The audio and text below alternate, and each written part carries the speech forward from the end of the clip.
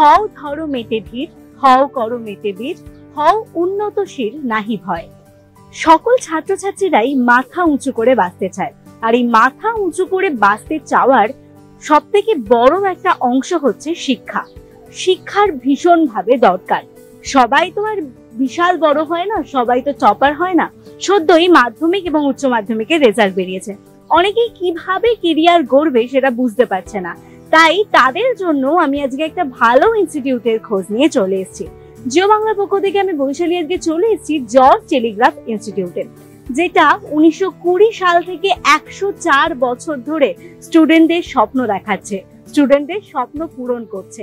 এখানে রয়েছে life time প্লেসমেন্টের ব্যবস্থা এবং আরো অনেক ব্যবস্থা রয়েছে। কি কি ব্যবস্থা রয়েছে আসুন আমরা দেখে নিই এবং কথা বলে নেব এখানে ডিডিওর সঙ্গে।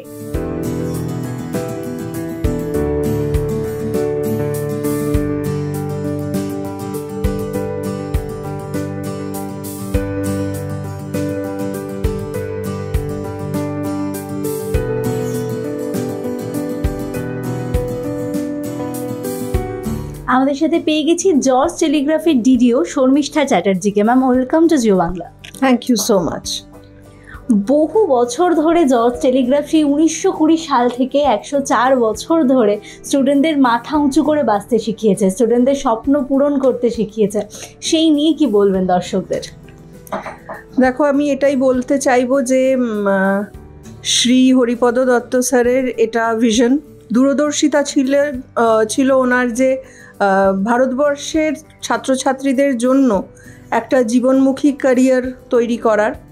তো সেটা প্রায় 104 বছর আগে এই যাত্রা শুরু এবং সেই লিগাসি নিয়েই এখনও আমরা চলছি। আশা করি ওনার স্বপ্নটা পূরণ করতে পেরেছি, আরও আগে করব। আমি যেটা বাইরে দেখছিলাম যে উনি 1900 সালে জন্মেছেন এবং 1920 সালে এরকম একটা প্রতিষ্ঠান উনি প্রতিষ্ঠা করেছেন মাত্র 20 বছর বয়সে। সেই থেকে এখনো অবধি কিভাবে, মানে যেহেতু প্রযুক্তি তো ধীরে ধীরে উন্নত হচ্ছে, সেই হিসাবে জর্জ টেলিগ্রাফও কি করে প্রযুক্তির সাথে মানিয়ে নিচ্ছে? জর্জ টেলিগ্রাফ প্রযুক্তির সাথে মানিয়ে নিচ্ছে এবং তাই জন্য সাকসেসফুল। এখানে উল্লেখযোগ্য হচ্ছে আমাদের যে ট্রেনিংগুলো আমরা দিই, ভোকেশনাল ট্রেনিং, সেই প্রত্যেকটা ইন্ডাস্ট্রির যারা কর্ণধার বা যারা বড় বড় ডেজিগনেশনে আছে, পজিশনে আছে, সেই কোম্পানির হতে পারে, তারা জিএম আছে, কোঅর্ডিনেটর আছে, অ্যাডমিনিস্ট্রেটর আছে, তাদের সাথে কিন্তু আমরা খুব ভালোভাবে যুক্ত। এবং আমাদের একটা বোর্ড অফ স্টাডিজ আছে যেটাকে আমরা বলি বিওএস। সেখান থেকে আমরা রেগুলার সাজেশনস পাই, রেগুলার তারা তাদের ইন্ডাস্ট্রিতে যে চেঞ্জেসগুলো হতে চলেছে সেগুলো আমাদের সাথে শেয়ার করেন এবং সেই টিপসগুলো নিয়ে, সেই ভিউজগুলো নিয়ে আমরা কিন্তু সবসময় আমাদের সিলেবাসটাকে আপগ্রেড করছি, আমাদের পড়াশোনার মডিউলটাকে আরও উন্নত করছি, যার জন্য ছেলেমেয়েরা সবসময় কিন্তু যেটা ইন্ডাস্ট্রিতে রেলেভেন্ট সেই ট্রেনিংটাই জর্জ টেলিগ্রাফে করে। যে জিনিসগুলো অবসলিট হয়ে গেছে সেই জিনিসগুলো কিন্তু আমরা সমানেই বাতিল দিতে থাকি আমাদের সিলেবাস থেকে বা কন্টেন্ট থেকে, কোর্স মেটেরিয়াল থেকে, যার জন্য ছেলেমেয়েরা এমনভাবেই পড়াশোনা করে ট্রেনিং নিয়ে তৈরি হয় যাতে তারা একেবারেই ট্রেনিং করে চাকরির দিকে চলে যেতে পারে।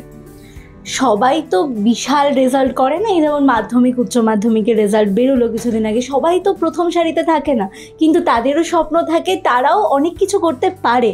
তাদের জন্য জর্জ টেলিগ্রাফ কি বিশেষ ব্যবস্থা নেয়?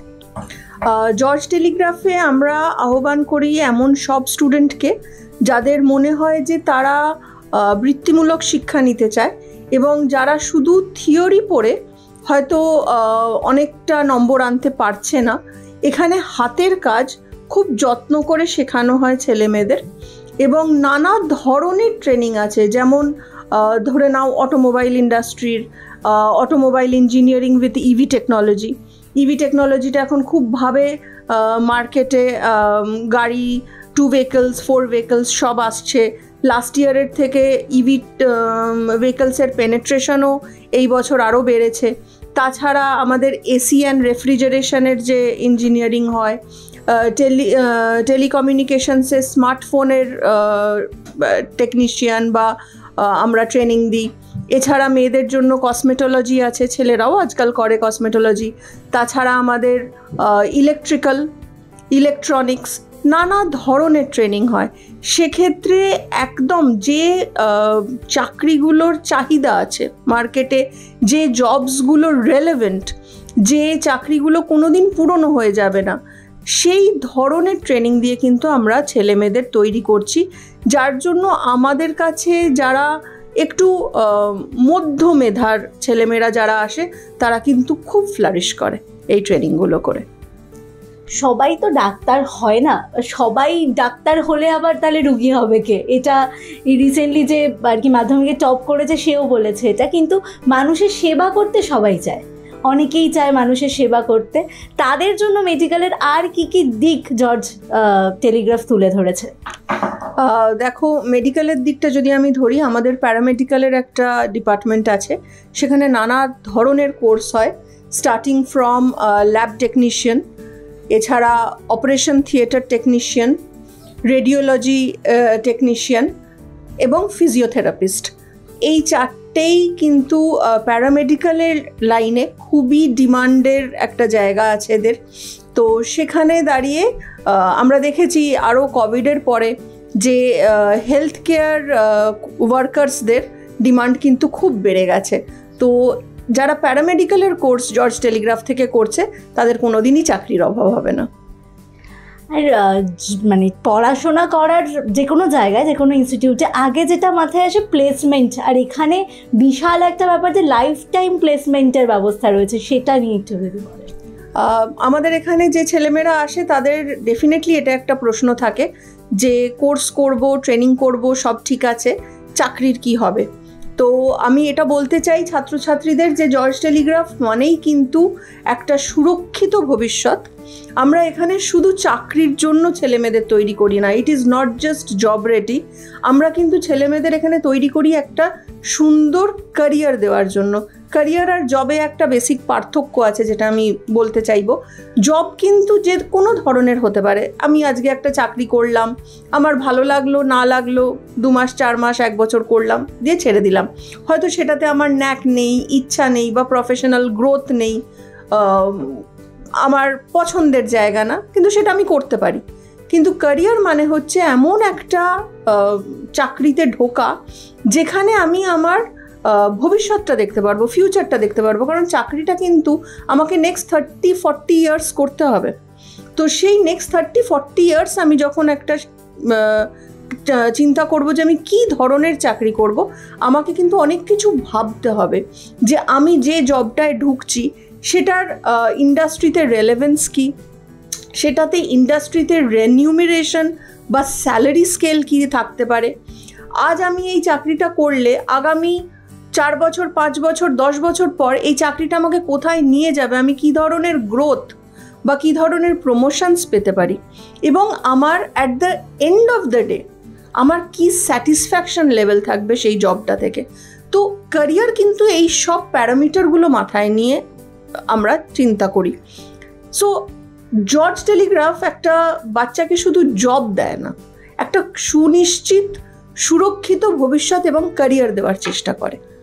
তো সেটাই আমি বলবো যে প্লেসমেন্ট ডেফিনেটলি হয়, আর 1টা 2টো 3টে 4টে এরকম কোনো গোনার ব্যাপার নেই। আমরা লাইফ টাইম প্লেসমেন্টের সাপোর্ট দিই বাচ্চাদের।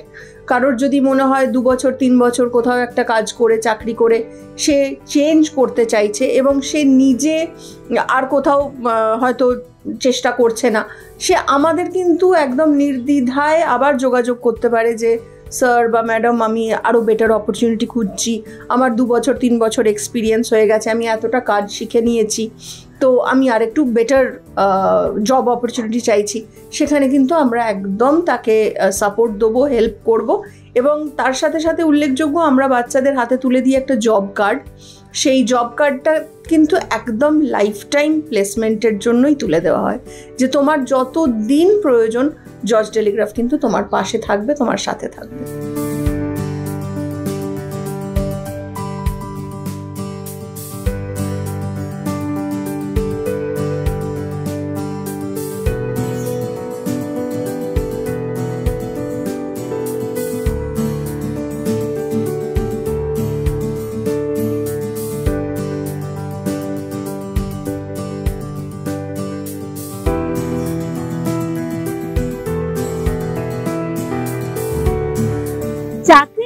প্লেসমেন্ট নিয়ে, ভবিষ্যৎ পরিকল্পনা নিয়ে, তাহলে আর ছাত্রছাত্রীদের একেবারেই চিন্তা রইল না, বাবা মাদেরও আর কোনো চিন্তা রইল না। জর্জ টেলিগ্রাফ অনেক ব্যবস্থা করেছে ছাত্রছাত্রীদের জন্য, তারা মনের মতো চাকরি করতে পারবে এবং মনের মতো পড়াশোনা করতে পারবে।